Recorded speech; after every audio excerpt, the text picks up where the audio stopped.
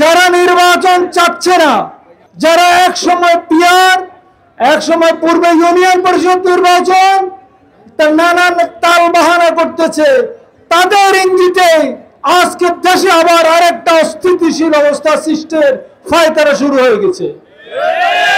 প্রিয় সমাবেশ, সতর্ক থাকবেন। চরম উৎকণ্ঠা চলছে রাষ্ট্রের মাঝে। বিএনপি বিরোধী দলের রাজনীতিতে সফল, সরকার পরিচালনায় সফল। আগামীতে যদি কেউ প্রতি বিপ্লবের চিন্তা করে থাকেন, তাহলে আমরা জানিয়ে দিচ্ছি ভয়ঙ্কর পরিণতি আপনাদেরকে বহন করতে হবে। নির্বাচন বিহীন কোন কিছুই এই জাতি আর মেনে নিবে না ইনশাল্লাহ।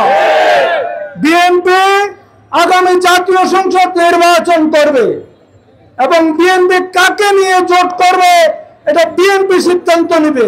বিএনপির কাছে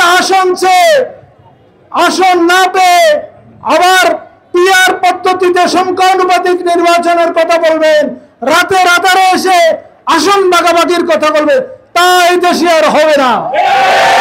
তারেক রহমানের নেতৃত্বে বিএনপিতে ওই জাতীয় দুমুখ সাপ আর এই দেশে থাকবে না ইনশাআল্লাহ। নির্বাচন হবে, হতেই হবে এবং ফেব্রুয়ারিতে নির্বাচন হবে, এই প্রস্তুতি মাথায় রাখবে।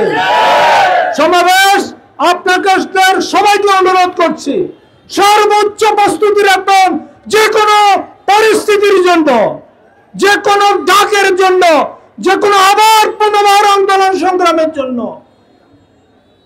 আমরা কোন বক্রপথে কাউকে ক্ষমতা নিতে দেব না, ক্ষমতা দীর্ঘায়িত হতে দিব না।